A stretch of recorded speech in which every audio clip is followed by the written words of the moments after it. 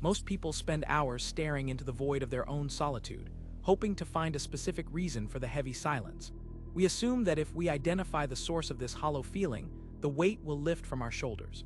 We track the timeline of our social interactions, counting missed messages or empty weekends like tally marks on a wall.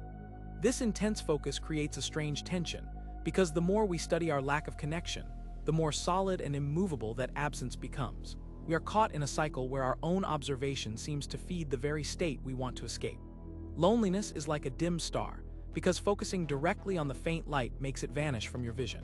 When you fix your eyes on the center of the glow, the photoreceptors in your eyes fail to register the subtle illumination, so you must shift your gaze slightly to the side to perceive it clearly.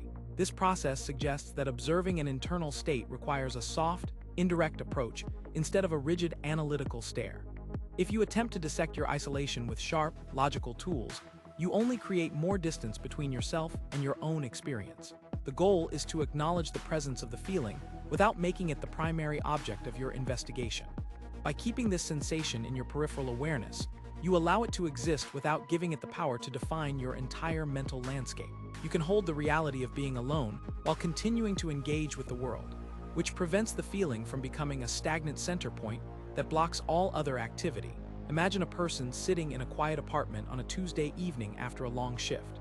They feel the silence pressing against the walls and immediately start wondering why they did not arrange plans with friends. This individual pulls up their phone, scrolling through social media feeds, searching for a sign that others are having a better time. They analyze their personality traits, questioning if they are too quiet or perhaps not interesting enough to attract company. The more they investigate these potential flaws, the more the silence in the room deepens and feels heavy. They are trying to solve a puzzle that has no clear solution, turning a simple quiet night into a personal failure. Instead of sitting with the stillness, they are actively fighting it with constant internal questioning. This habit turns a temporary state of being alone into a prolonged experience of distress, as their focus remains locked on the absence of others instead of the reality of their current environment. I find that we often treat our internal states as problems to be solved with data or intense scrutiny.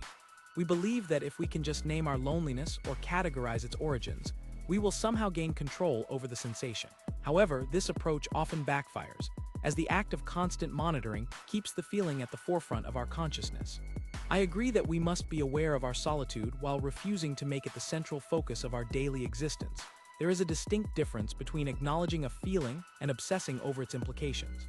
When we stop trying to dismantle our isolation through constant thought, we create space for other experiences to enter our awareness. This shift does not mean we ignore the pain, instead that we stop feeding it with our undivided attention. We allow the feeling to exist on the edge of our perception, which often diminishes its intensity over time. I'm not certain if this method provides a complete remedy for everyone, as the effectiveness of such a shift in perspective is something each person must test for themselves. Could there be a way to inhabit our quiet moments without turning them into a project for self-improvement? We often fear that looking away from our pain means we are avoiding the truth. Yet there is a quiet strength in choosing to let certain feelings dwell in the background of our lives. You do not need to solve the mystery of your solitude to move through your day with purpose. Perhaps the next time you feel the weight of silence, you might try simply noticing it, then turning your attention toward the next small task at hand. How might your experience change if you stopped trying to fix the empty